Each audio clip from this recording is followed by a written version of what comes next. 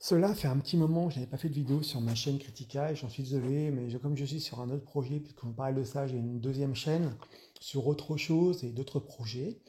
Mais bon, ne vous inquiétez pas, si vous continuez d'être un petit peu fidèle à ma chaîne, je ferai sûrement encore d'autres vidéos sur d'autres animés pas ou peu connus.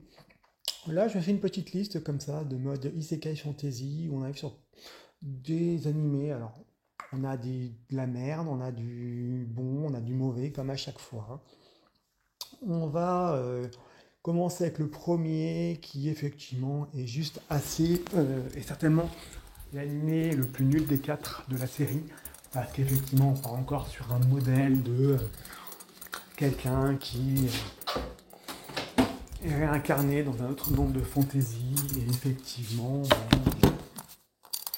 est devenu le plus puissant, une fois de plus, sauf que à la fois la patte graphique est fade, à la fois les héros sont sans saveur et dénués d'un quelconque intérêt, d'un quelconque charisme. Donc bon, il n'y a pas forcément grand-chose à récupérer sur cette vidéo. Mais bon, il fallait en parler parce que ça fait partie des animés que j'ai entendu ici ou là les gens en parler. Alors après, entendre des gens en parler, on veut dire que c'était bien, hein. En tout cas, ça se confirme avec lui. On a Demon's Sword at the Excalibur Academy. Pour le coup, on est encore sur quelque chose d'assez classique, où c'est effectivement le roi démon qui est réincarné, qui se retrouve projeté dans une école pour se défendre justement des mêmes démons plusieurs années plus tard, que les ennemis ont changé. Et pour le coup, alors à part le côté un petit peu harem qui peut être déplaisant, il faut bien admettre que ça se regarde très bien. Les combats sont pas désagréables du tout. Le héros principal n'est pas inintéressant. Franchement, c'était une belle surprise quand je suis tombé dessus, donc n'hésitez pas à le voir, ces petits épisodes qui sont pas mal, ces animés qui peuvent être vus assez rapidement et qui sont franchement pas désagréables du tout. Après on tombe sur Blade of Elemental Academy. Pour le coup, là encore, Blade Dance, on est plutôt pas mal.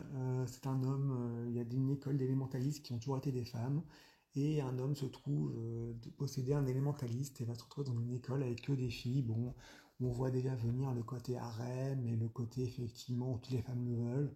Bon, c'est effectivement c'est un goth, le gars, bon, c'est sympathique, mais effectivement les combats sont assez agréables, c'est assez fluide, on s'ennuie pas une seconde, on aime le côté harem, on serait vraiment pas mal du tout.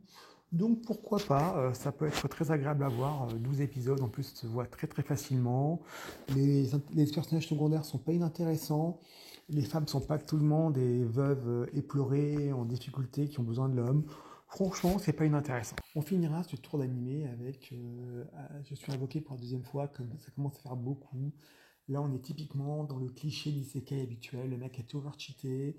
Il a, grâce à son passage précédent, il a réussi à limiter, à empêcher la guerre, à restaurer la paix entre les démons et les humains.